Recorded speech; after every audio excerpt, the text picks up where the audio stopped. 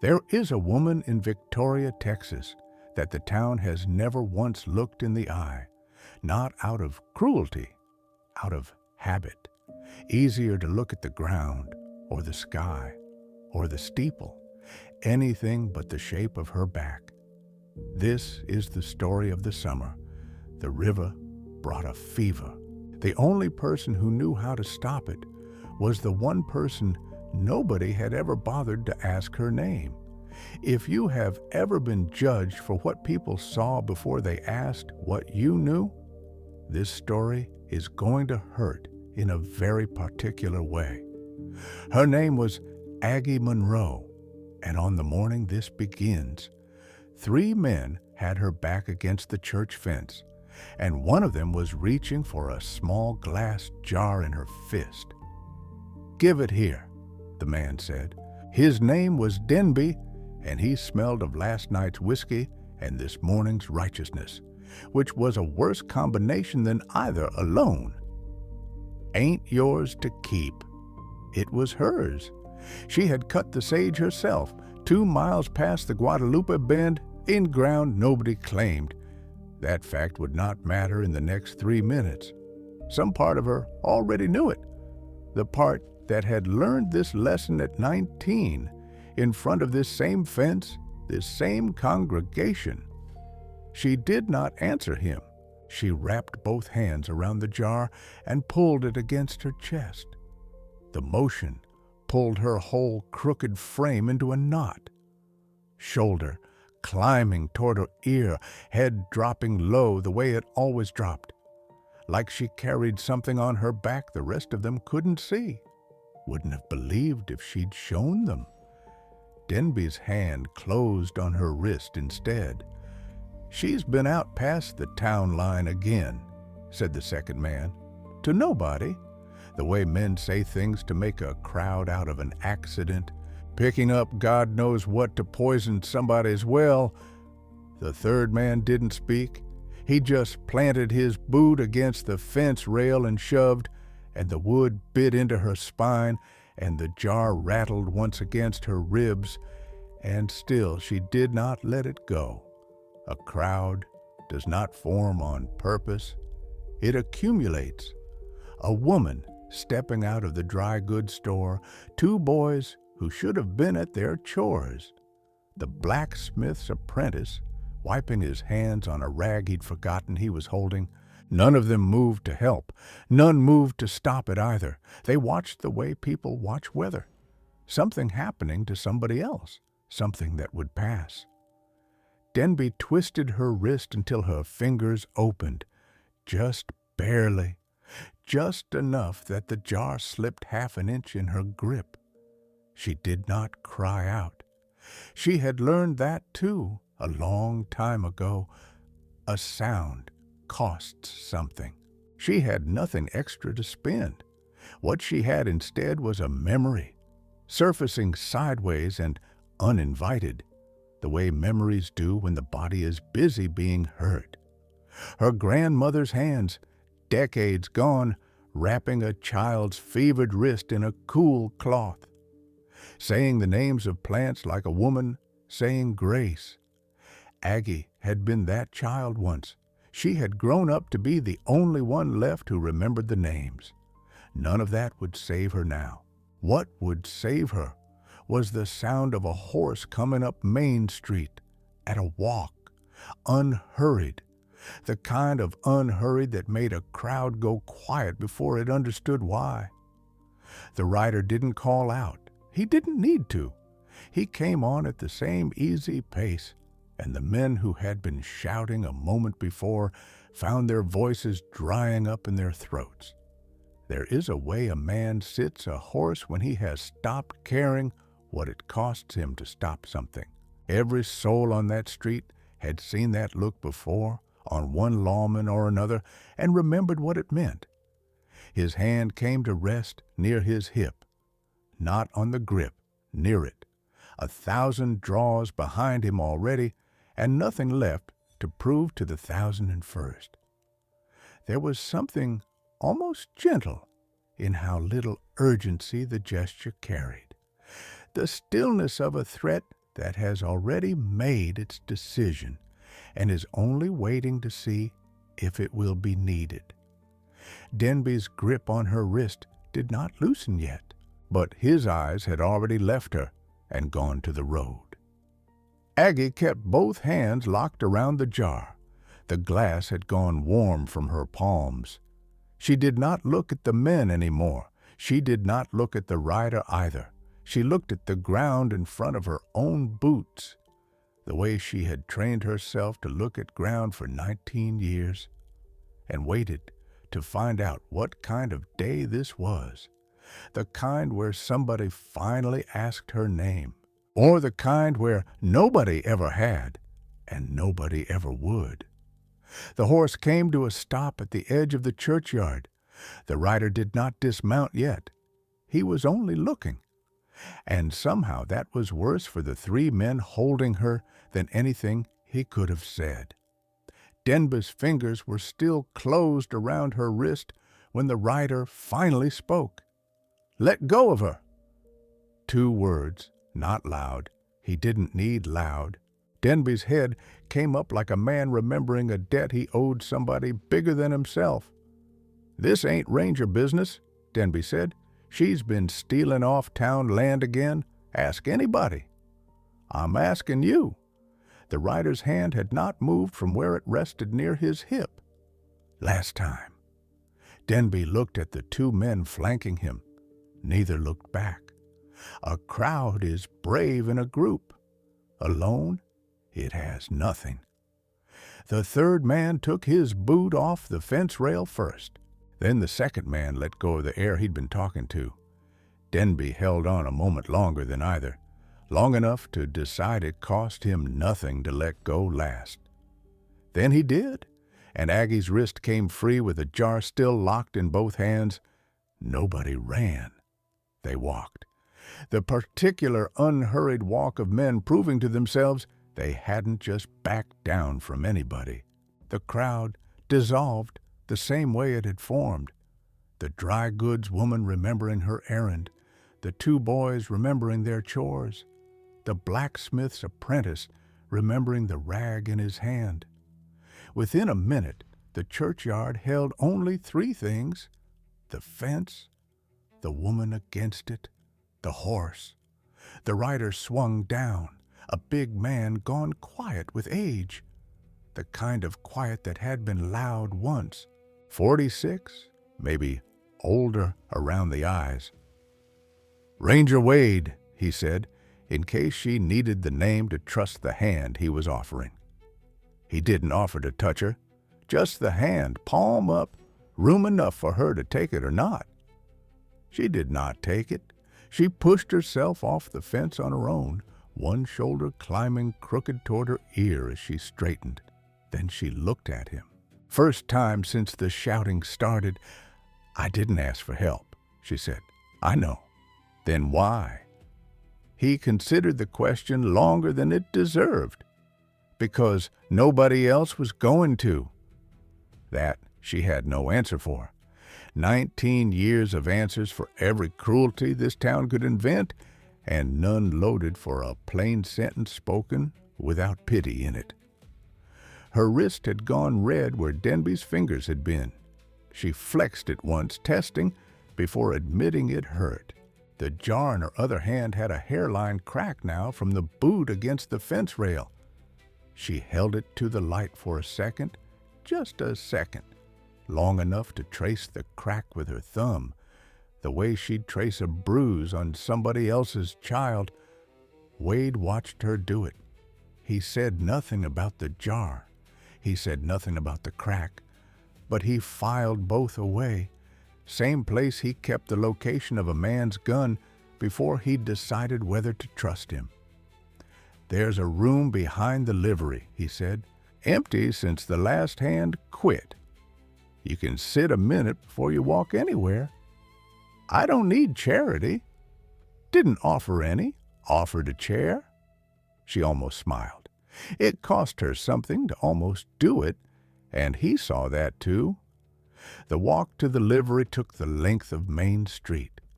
She did it the way she did everything in this town. Head down, eyes on the ground 6 feet ahead of her boots. A woman who had trained her whole body into the shape of not being looked at. Wade walked beside her, not behind, not in front. He led the horse by the reins and said nothing. The nothing he said was its own kind of company. Victoria kept its curtains a particular way.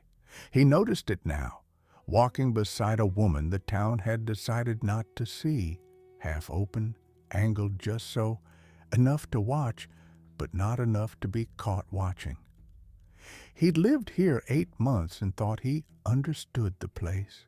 He was beginning to understand it had never once let him see it, plain. The room behind the livery was small and smelled of leather and old hay, and had one window facing east. She sat on the one chair like she wasn't sure the invitation still stood. He brought her water from the trough pump, and she drank it without comment, both hands wrapped around the tin cup the same way they'd been wrapped around the jar, like letting go of anything was a habit she'd unlearned on purpose. "You're the one they say quit the battalion," she said, not a question. "That's what they say. Is it true?" He looked at the water trough a while before he answered, the way a man looks at something he's decided not to explain twice. "It's true I'm not wearing the badge anymore." She understood the shape of an answer that wasn't one. She'd been giving those herself for 19 years. By the second day, she had swept the livery floor without being asked, mucked the near stalls, mended a bridle strap gone soft with rot. She left before Wade came to check each morning, so the work was simply done, the way weather is simply done without a person attached to thank. When he offered to pay her outright for it, she refused so fast the words nearly ran together. "I don't take money I didn't earn." "You earned this twice over?" "Then let me earn it a third time instead of taking it for free." She was already reaching for the pitchfork, no room in her voice for negotiation. Wade had negotiated with outlaws who left more room than that. He let it stand. Charity was not a kindness to her. It was a debt she couldn't afford to owe anyone, not after 19 years of owing this town an explanation for her own spine. The fourth evening, he came around the corner of the stall too quickly, boots quiet from long habit, and she didn't hear him coming. She was seated on the hay bale by the tack wall, skirts gathered close, both hands working fast at something tied beneath the fabric at her waist. A leather pouch, worn pale at the seams, cinched to a belt under her petticoat, where no eye but her own would find it. By the time he'd rounded into view, she had it flat against her hip again, apron smoothed down over it, hands folded in her lap like they'd never moved at all. "Didn't mean to startle you," he said. "You didn't." Her voice came out, even, too even. He didn't ask what the pouch held. A man who spends a career reading what people don't say learns when a question costs more than the answer's worth. But he'd seen it now, the shape of it against her hip, small enough to be a coin purse, guarded like it was something else entirely. He filed it away, next to the cracked jar, next to the 19 years, next to the answer that wasn't one. She never took the pouch off, not to sleep, not to wash. He would come to understand in time that she had not taken it off in longer than she'd let herself remember. Word travels faster than a woman can sweep a floor. By the 5th day, half of Victoria knew a ranger had put 3 men in their place over the hunchback from the river road, and the other half had an opinion about it before breakfast. "Man's got no business defending her," said a voice outside the mercantile, pitched just loud enough to carry. Wade was inside buying rope. He came out with the rope still coiled over his shoulder, stood on the step a moment, saying nothing, until the two men went back to their wagon without finishing the thought. He never raised his voice. He never had to. A man who has stopped a lynching with 2 words doesn't need 3 for a rumor. Aggie heard it too from across the street and kept walking, head down, same 6 feet of ground in front of her boots. She had a system for days like this. Count the fence posts between the church and the livery, 41 of them. By the last one, the worst of it had usually passed. It hadn't, not entirely. Nothing ever entirely passed in a town this size. She went to the dry goods counter for quinine on the Tuesday. She did this every few weeks, for the families too proud or too poor to ask a doctor. The clerk was young, new enough to the counter that he still enjoyed the authority of it.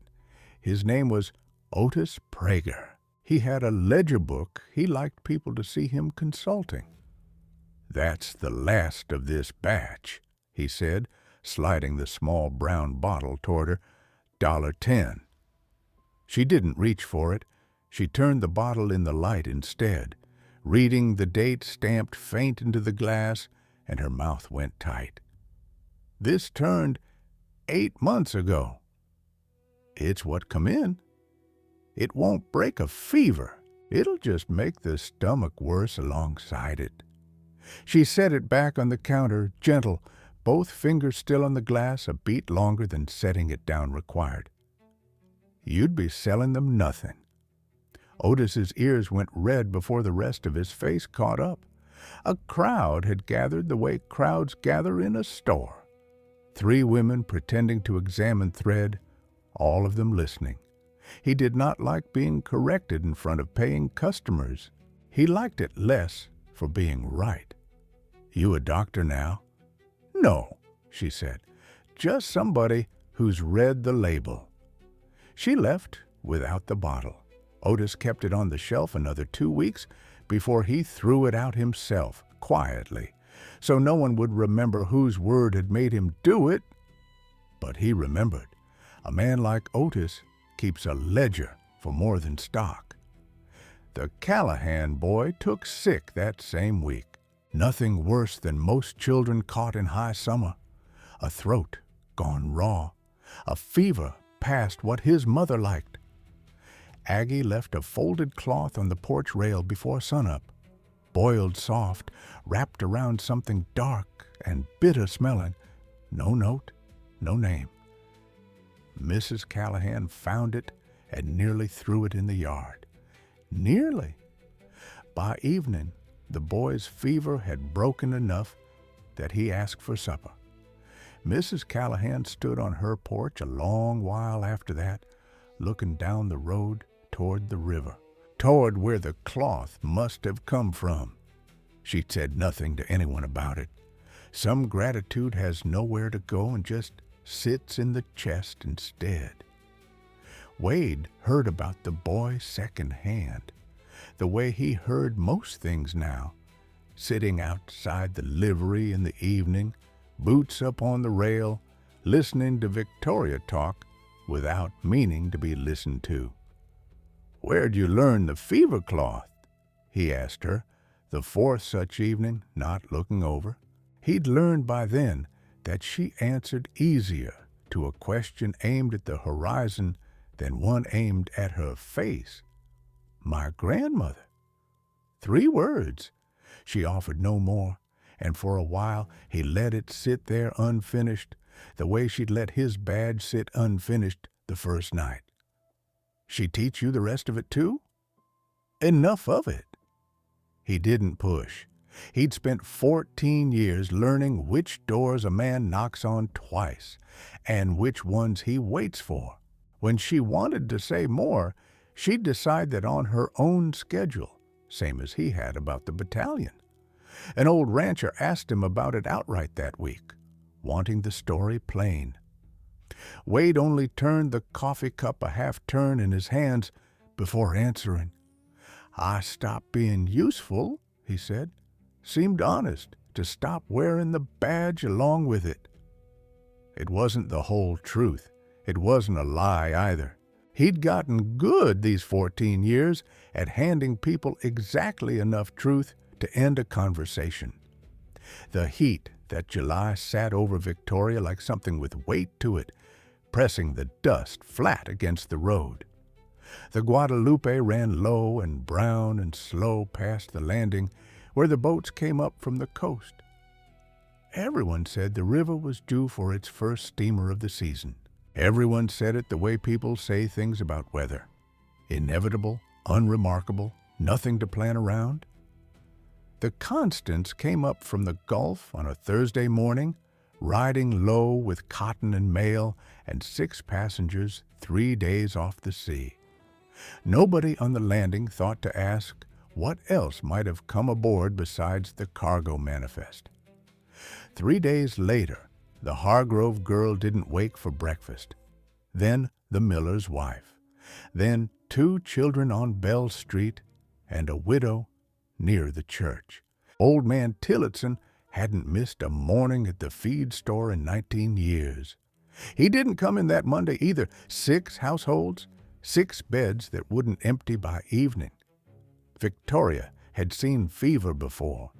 It had never once come without warning like this, quiet, on a boat full of cotton, the way the worst things always seem to arrive, dressed as something else.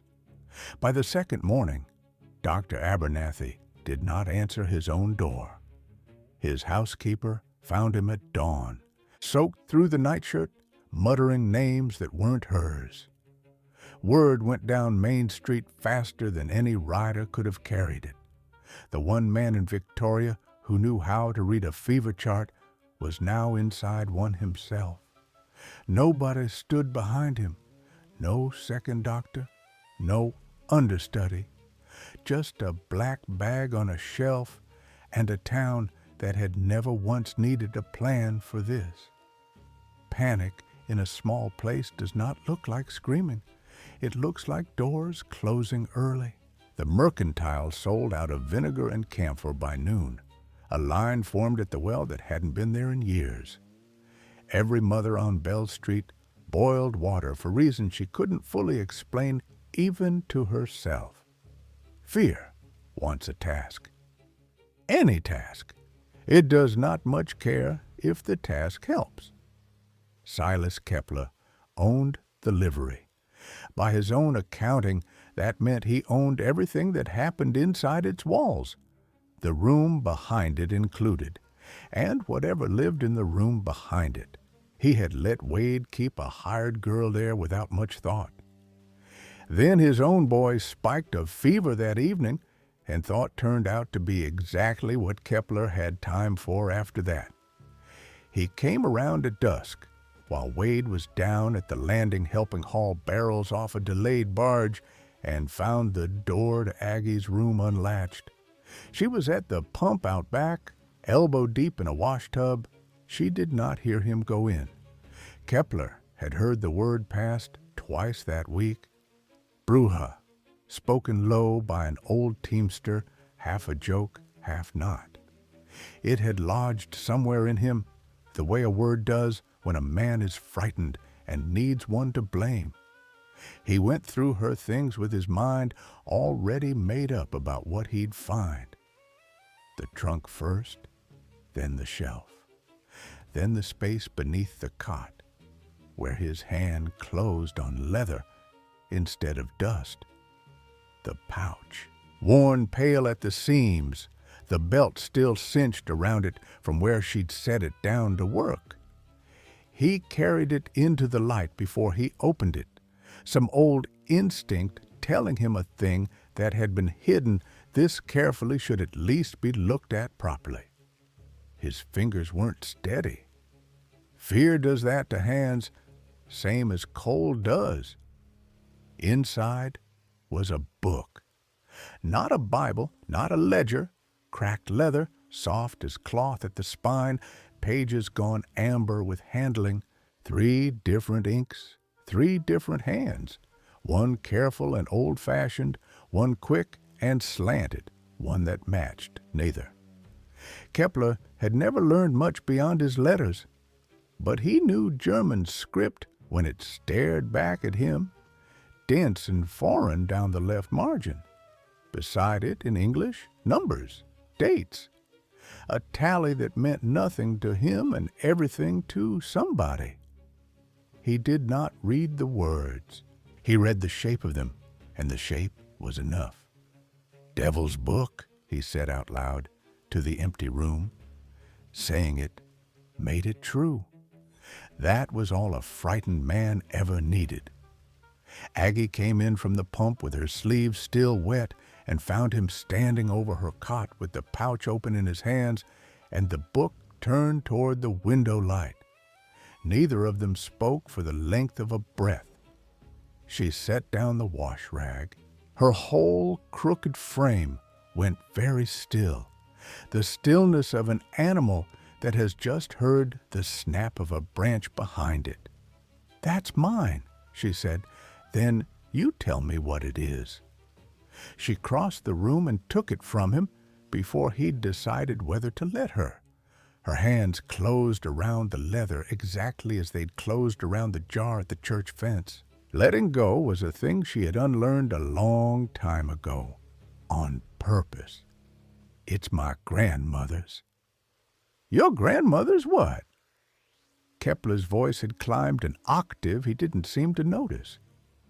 "My boy's burning up in there, and you got foreign writing and numbers on dead folks, and you want me to believe it's a family Bible." "I never said Bible." "Then say what it is." She didn't, not to him. 19 years had taught her which doors opened for which men. Kepler's did not open for the truth. It opened only for whatever confirmed what he'd already decided walking in. He backed out of the room like a man backing away from a snake he'd already killed in his head. By the time his boots hit the yard, he was talking. By the time he reached the street corner, he wasn't talking anymore. He was shouting, "She's got a spell book!" His voice cracked on the second word, and he didn't slow down for it. "Hid it under the floor like a thief. Foreign writing, dead men's names. I seen it with my own eyes." Doors opened along the street, one after another, the way they always did for weather. Aggie stood alone in the small room behind the livery, the book pressed flat against her chest with both hands, listening to her own name turn into something else entirely on a stranger's tongue. Wade heard it from 2 streets over. A man's voice, cracked and running, saying the word spell the way other men said fire. He left the barrels half stacked on the landing and walked, then didn't walk, back toward the livery. Kepler was still shouting when Wade reached him. 2 more men had joined him on the corner, feeding on the shape of his fear the way men do when they don't have one of their own yet.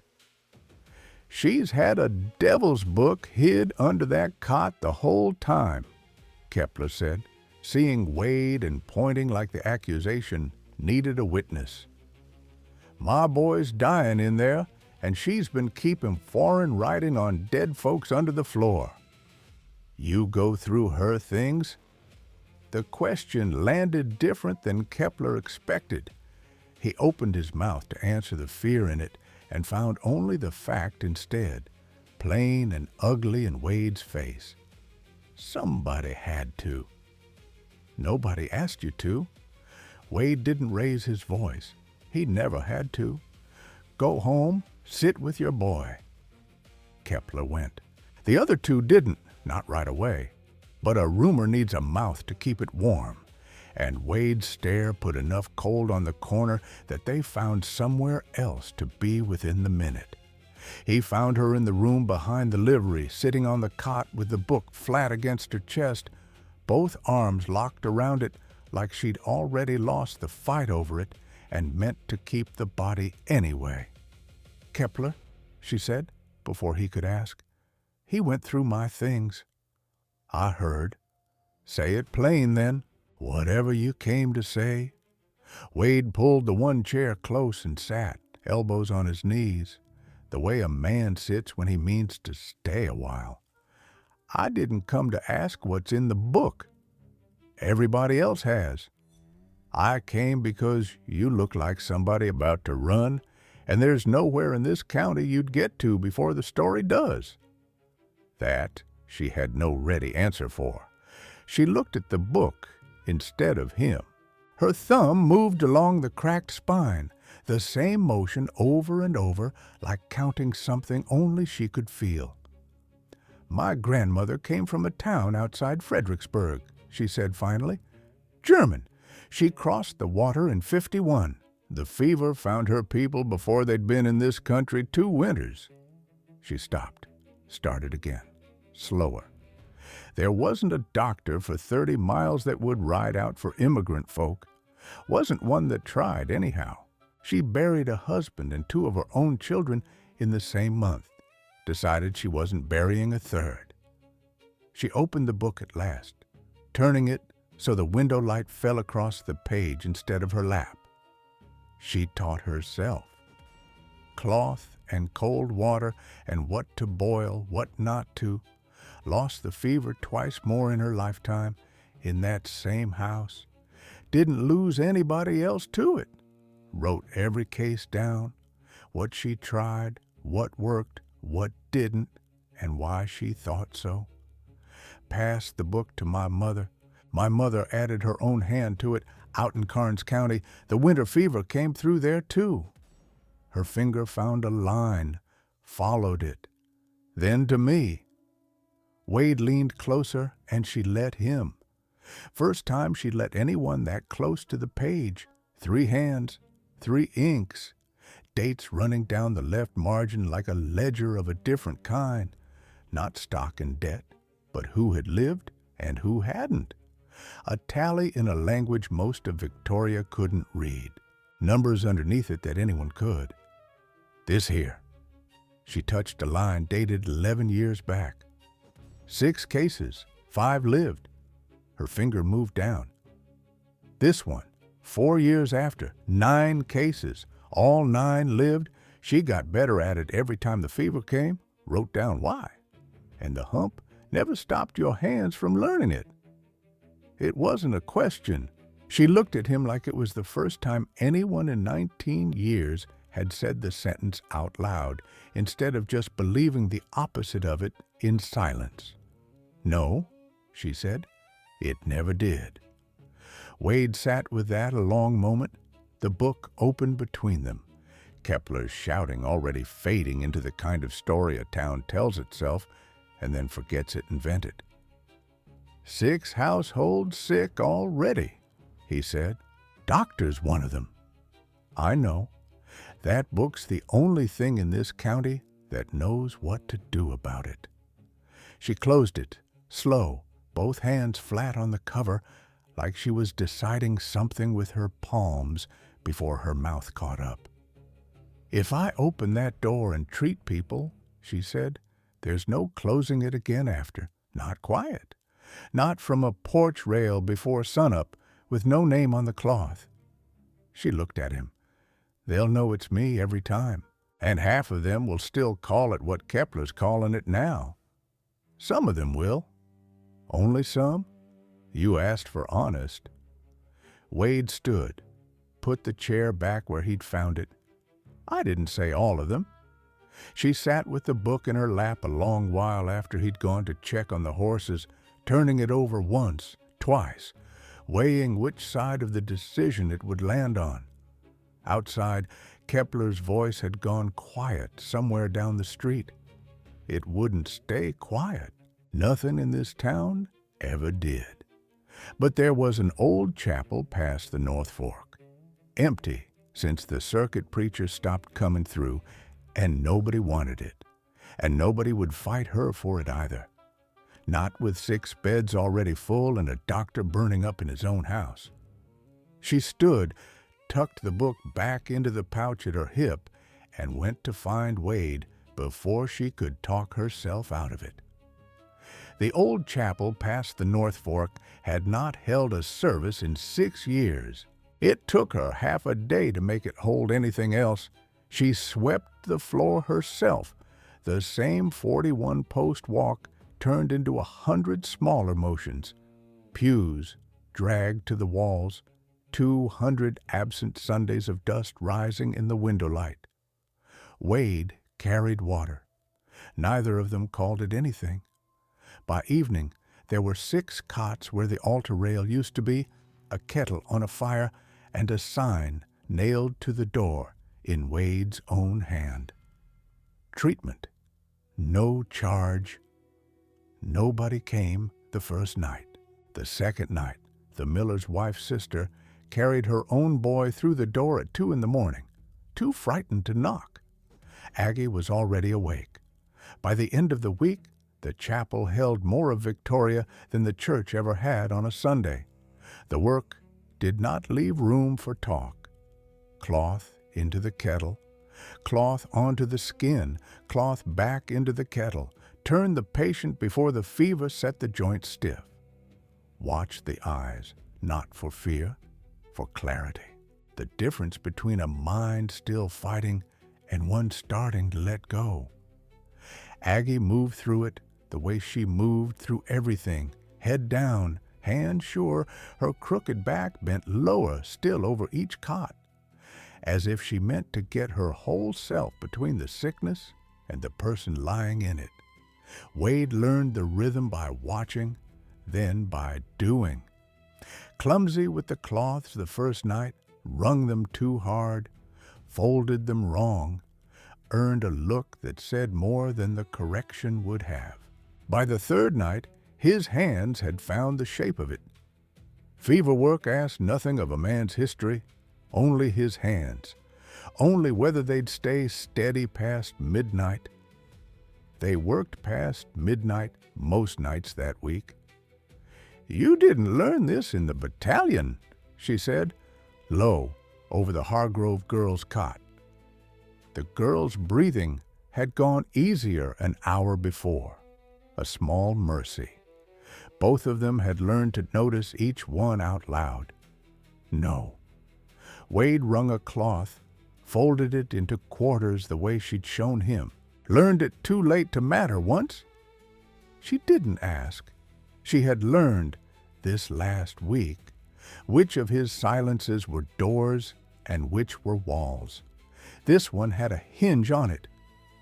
"My wife took fever in a town with no doctor for 2 days' ride," he said, still looking at the cloth instead of her.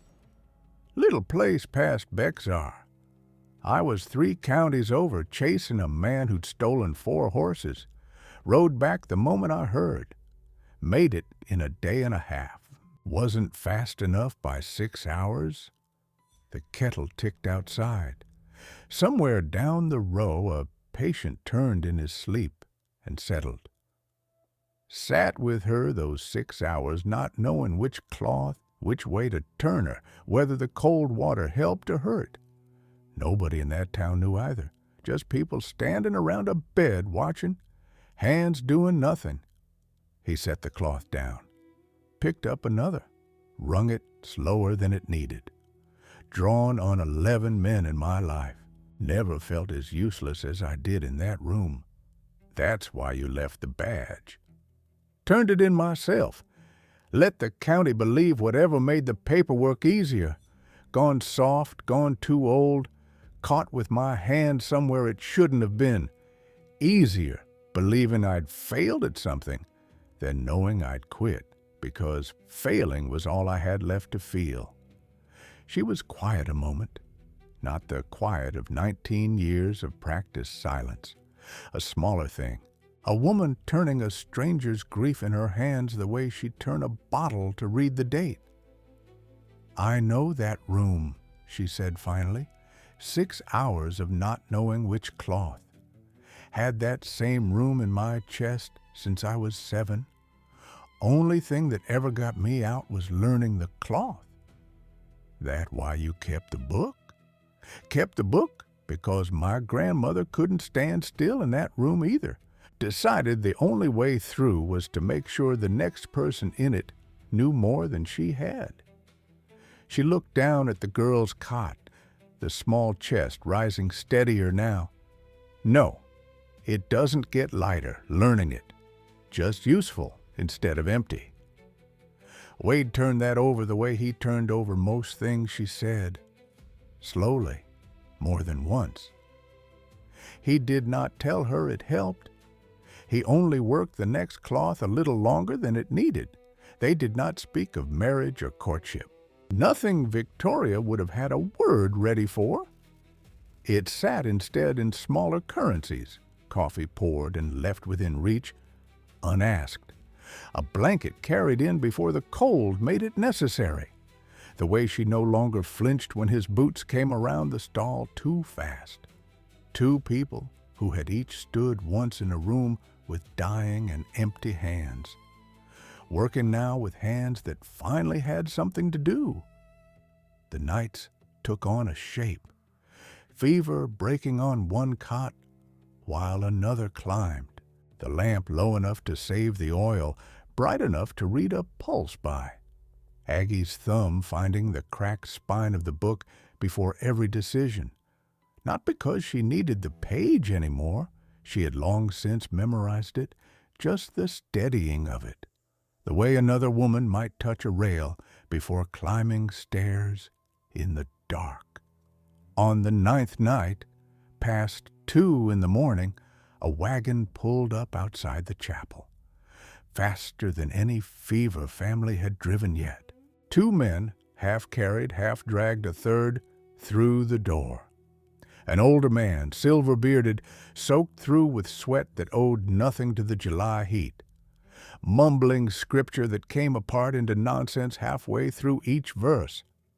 Aggie looked up from the cot she was kneeling beside, cloth still in her hand. She went very still. She knew that beard. She knew that voice, even broken. 19 years had not dulled the sound of it reading a verdict over her from a pulpit, the word sin landing like a stone dropped from a height meant to be felt. The 2 men laid Reverend Talmage on the last empty cot. In the chapel, he'd once told his whole congregation she had no right to enter. "Reverend's burning up," one of the men said, not yet looking at who knelt 3 cots down. Somebody said this was where they's treating folks.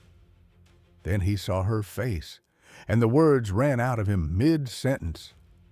Aggie did not move. 3 seconds, long enough for the man in the doorway to follow his own words back to her face and understand what he'd walked into. Then she was up, cloth still in hand, crossing the chapel floor the way she crossed to any cot, head down, hands sure, as if the beard and the 19 years attached to it were just another fever to be measured. Reverend Talmage did not recognize her.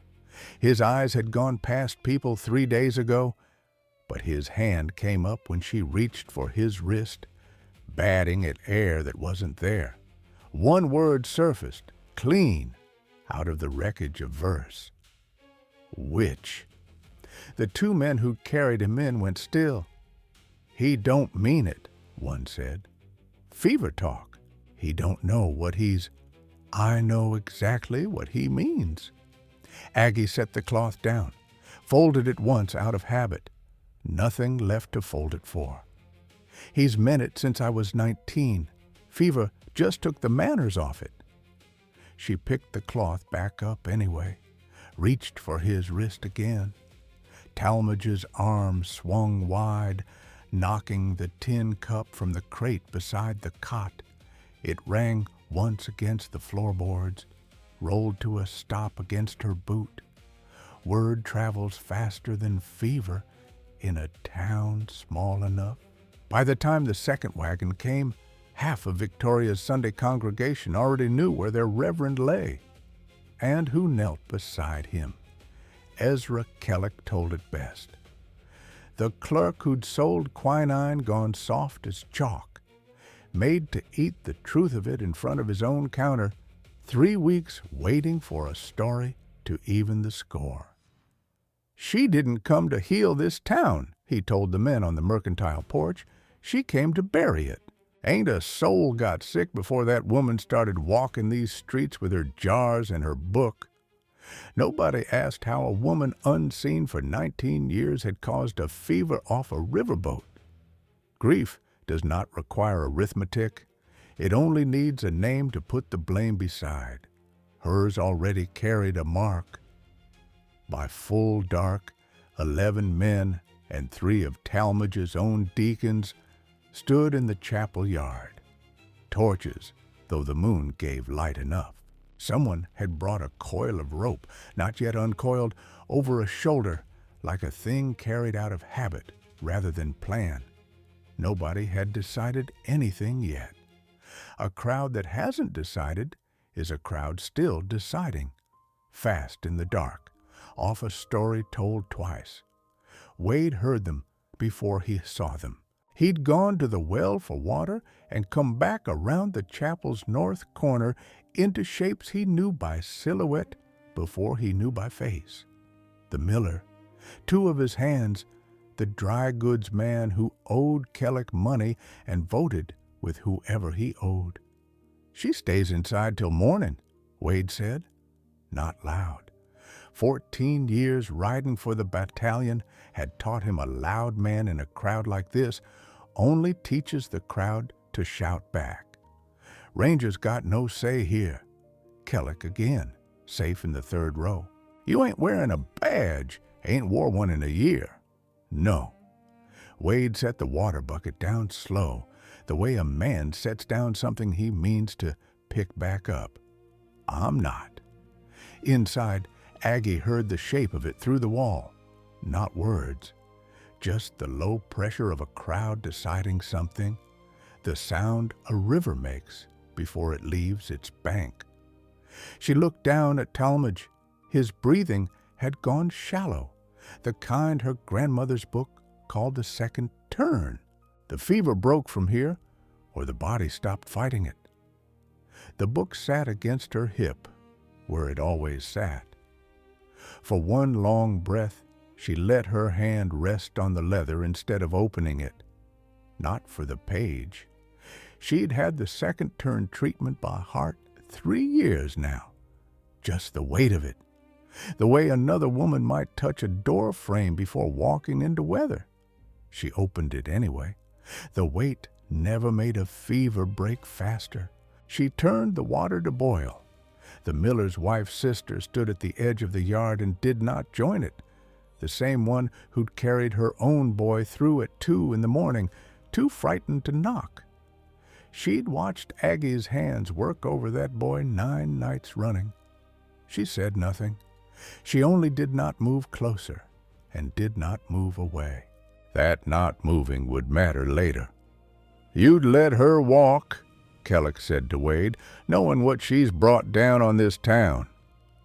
"I'd let her work," Wade said, "same as any doctor, if this town still had one that wasn't laid up on a cot in there. Breathing through a fever, she's the only one trying to break." Kellick wasn't done. He rarely was, once he'd found an audience worth keeping. She was expelled from that very chapel by that very man dying in there. God don't need a reason twice. "He needed one the first time," Wade said, "and never gave it. Just called a broken back a sin. Let a whole town agree with him for want of asking why." Nobody had an answer ready, not the kind of thing said out loud in Victoria. Hearing it plain, by a ranger nobody could quite call a coward and nobody could quite call wrong, cracked the crowd's certainty. It did not break them, not yet, but it bought a stillness, and stillness was the only currency Wade had brought to the yard. Water bucket, empty hands, no badge to back either. "Come morning," he said into that stillness, "if the reverend's dead, do what you mean to do. I won't stand in the yard for it, but you'll do it having let her try. And carry that, knowing the rest of your lives, whichever way it goes." Behind the chapel door, Aggie wrung a cloth over the reverend's chest. did not look up at Wade's voice carrying through the boards. She had heard men argue for her before, never once heard one argue for the right to fail honestly in front of a crowd rather than simply for her innocence. It landed somewhere she had no name for. Talmadge's breathing caught, hitched, steadied into something shallower still. The second turn had come. Everything the book knew about the next 4 hours would either be enough or it would not. No man in that yard with a torch could change which. She reached for the coldest cloth in the basin, laid it against his throat, over the pulse, the way her grandmother's hand had done it for a docker's wife on a Galveston floor, 40 years before either of them was born. "Not for you," she said quietly, to a man who could not hear her and would not have thanked her for it if he could. For the next one somebody tries to bury before they've earned the digging. Outside, the torches did not move closer. They did not move away either. The yard held its breath the way the chapel had. Waiting on a turn, nobody in it could hurry, and only one person in it knew how to read. The second turn did not break fast. It never did. Aggie had known that going in, the way she knew the weight of the book against her hip without needing to open it. She worked the cloths in a rhythm her hands had long since stopped needing her mind for. Cold to the throat, cold to the wrists. Turn him before the joints locked. Watch the eyes, not for fear now, but for the flicker that meant a mind still fighting. Talmadge's eyes gave her nothing for 3 hours. Then, past 4, they gave her something, not recognition, just a flicker. A man still in the room with his own fever instead of leaving it. Outside, the torches burned down to stubs and nobody lit new ones. A crowd that stands still long enough starts to feel its own feet.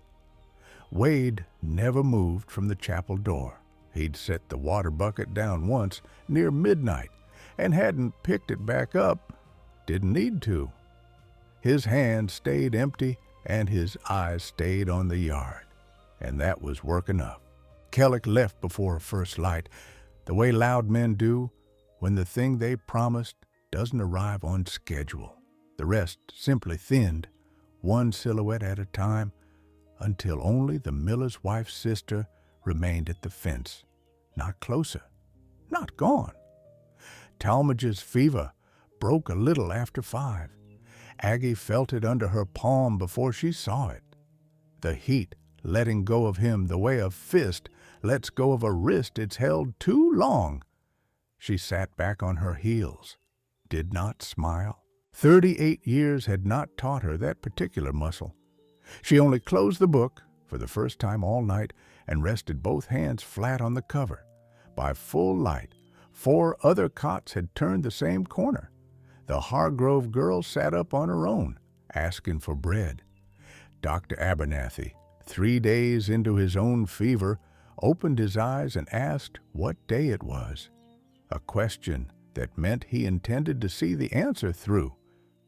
The wagons came at 7, not for burying, for carrying home. Victoria stood in the chapel yard and watched its own people walk out under their own power, one after another, blinking against a sun most of them hadn't seen in a week. Nobody cheered. It wasn't that kind of morning. They only watched, the way a town watches weather finally pass. Quiet, a little ashamed of how loud they'd been about the storm. Aggie stood in the chapel doorway with the book against her hip, watching the same wagons roll away that had rolled up under torchlight 8 hours before. Wade stood beside her, not behind, not in front. Neither of them said anything about the yard or the rope that had gone home uncoiled. Talmadge left 3 days later, thinner, quiet in a way the pulpit had never made him. He did not come to the chapel to say it. He did not kneel in the yard where half the town could watch him do it. That was not the shape of the man, and the fever hadn't rebuilt him into a different one overnight. What he did was smaller, and it took a Sunday to happen. Aggie stood outside the church as she always had, broom in hand, sweeping ground that wasn't hers to enter. The doors were open for the second hymn. Talmadge's voice reached the yard the way it always had, carrying past the walls he'd once used to keep her out of them. He stopped mid-verse. He walked to the open door himself, in front of the whole congregation, and said her name. Not the woman, not her, Aggie. Then he asked her to come in through the front. She stood a long moment with the broom still in her hand, the way she'd stood a long moment over every decision that mattered. Then she set it against the wall and walked through the door she had swept the outside of for 19 years. She sat in the last pew, sang no hymn, left before the final one, out the same front door, back into the sun, and nobody in that church tried to stop her either direction. She had not come in because she was told to. She left the same way. Wade was waiting at the fence when she came out. He didn't ask how it had gone. She didn't tell him. They walked back toward the chapel together, the same unhurried pace he'd ridden in on the day this began, and neither one reached for the other's hand, and neither one needed to. They kept the chapel open past the fever. People came for smaller things now, a cut, a cough, a child's splinter, and stayed for the coffee Wade kept on the stove without being asked. Nobody in Victoria had a word yet for what the two of them were to each other. Wade never offered one. Aggie never asked for one. Some things get named. Some things just get lived in day after day until the naming stops mattering.